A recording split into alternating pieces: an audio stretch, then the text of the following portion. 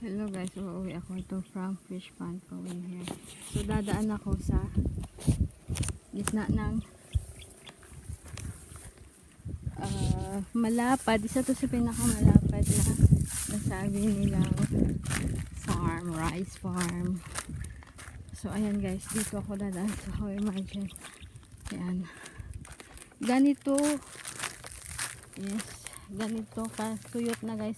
Tingnan nyo, kapag wala akong tsinelas, yan, kapag wala akong tsinelas, kasya yung aking paa. Yan, ganyan nakatuyot dito.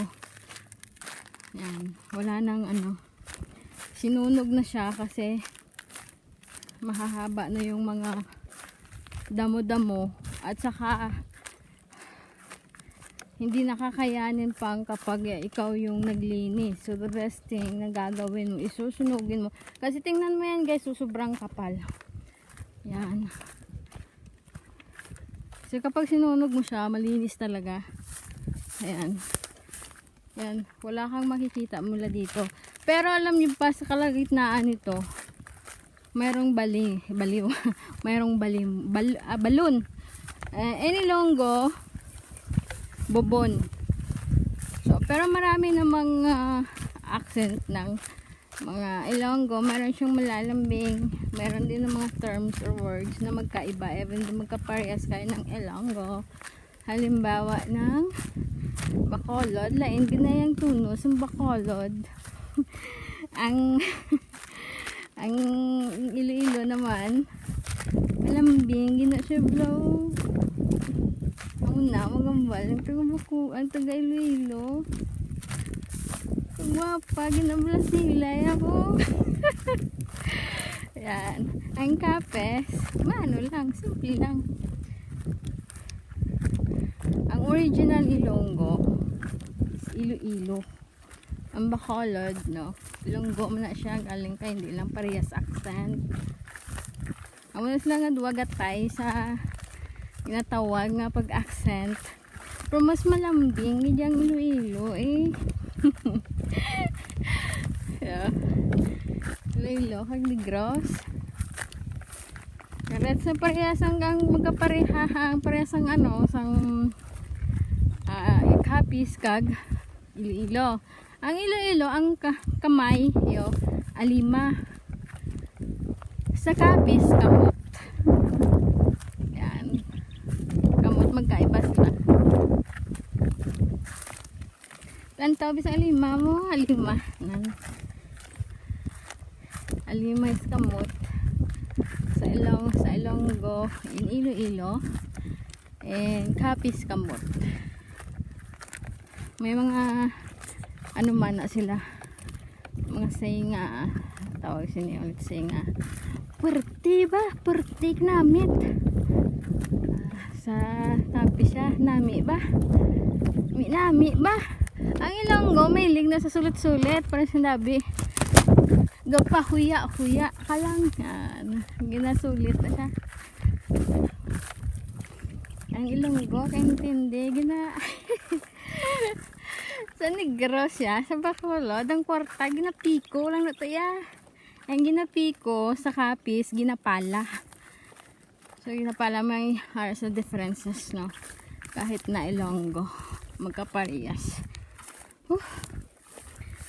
Kaya ako nandito ngayon guys kasi ano ako ng what we call this, naglagay ako ng similyas, yung lokon, kag alimang, king crabs. Kasi ang native ngayon guys, nagkakaubusan. So, yun.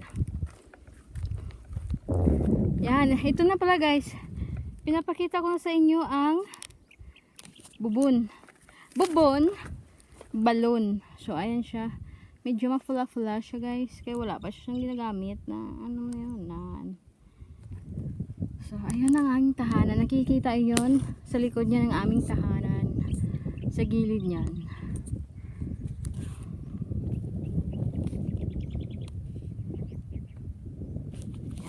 Kahit gaano katuyot guys, so I will show you. Ayan. Yan yun yung aming bahay. Yung payag na yan, yung aming pantatan. So ngayon tuyot na siya. So ayan guys.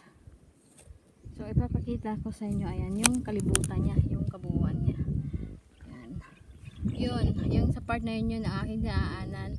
Sa dike sa likod niyan dyan ang aming fish pond. So, yan ang aking munting negosyo dito. Asang pantatan at saka ang aking hituan. So, hindi ako nagyayabang sa mga OFW dyan. Kailangan mag-ipon tayo kasi hindi habang buhay OFW tayo. Aminin man natin, nakakapagod maging robot, no? Kaya, ayan. Paunti-unti lang guys, paunti-unti lang. Kailangan talaga may negosyo ka guys. Negosyo kasi hindi pwedeng nandun tayo sa abroad lagi, no? Kailangan mayroon ka rin pagkakakitaan. Tsaka na tayo gumastos magwaldas pag may stable na tayo, kapag okay na yung ating pagkukunan ng ating mga source of income. So ngayon tipid-tipid lang siya. So ang fish pond harvest time na ang harvest niyan is every 3 months. Maha-harvest mo na siya. So ngayon, ang nilagay ko is 500 king crab kasi ang native guys, mahirap ka humanap ng native ngayon.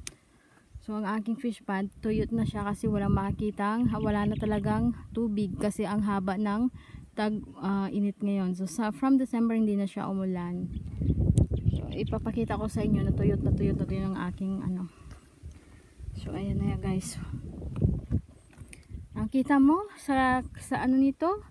Sa gitna ng parang disyerto ka, sa gitna na wala ka talagang ano, mayroong isang balong tumatayo. Ayan o, see? So ayan guys. So bye bye. Thank you for watching everyone. Please subscribe my YouTube channel and may follow my page. Please follow my page, my solo adventures vlog please. Ayan siya guys.